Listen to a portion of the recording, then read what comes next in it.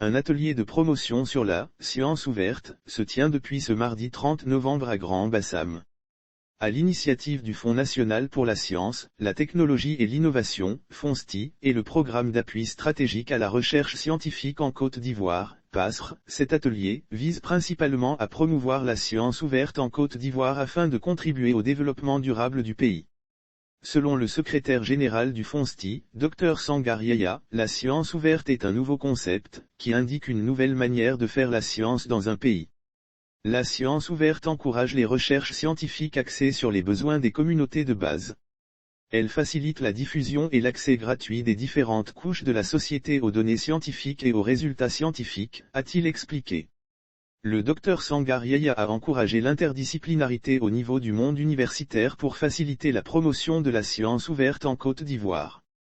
Dans un pays en quête d'émergence économique comme la Côte d'Ivoire, la science ouverte peut aider considérablement nos populations à accéder à des données scientifiques susceptibles de les aider à améliorer leur santé et leurs activités économiques, a conclu le secrétaire général du FONSTI. Pendant 3 jours, du 30 novembre au 2 décembre 2021, les participants réunis en virtuel, de France, des USA, du Canada, de Suisse, et en présentiel en raison de la pandémie de la Covid-19 vont plancher sur les enjeux de la science ouverte. Le représentant du ministre de l'Enseignement supérieur et de la Recherche scientifique, Prof Ouattara Djakalia, a indiqué que cet atelier donne l'opportunité au ministère d'envisager les perspectives d'une politique nationale ambitieuse de développement de ce concept novateur en Côte d'Ivoire, notamment, à travers la mise en place d'une plateforme de promotion de la science ouverte et des données de la recherche, adossée à un plan national pour la science ouverte.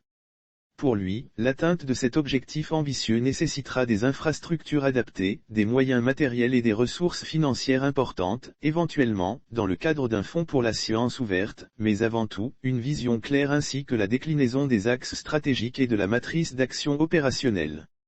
C'est pourquoi le gouvernement attend beaucoup des conclusions et recommandations de cet atelier qui, nous l'espérons vivement, aidera à dégager les problématiques pertinentes et à identifier les axes stratégiques de développement et de promotion de la science ouverte en Côte d'Ivoire, a-t-il indiqué.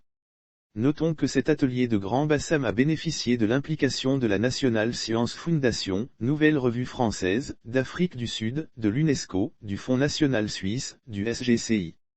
Il regroupe des professionnels de l'information scientifique, des représentants d'institutions dédiées à la diffusion de l'information scientifique ou en charge de politiques de recherche, du secteur privé et des chercheurs eux-mêmes.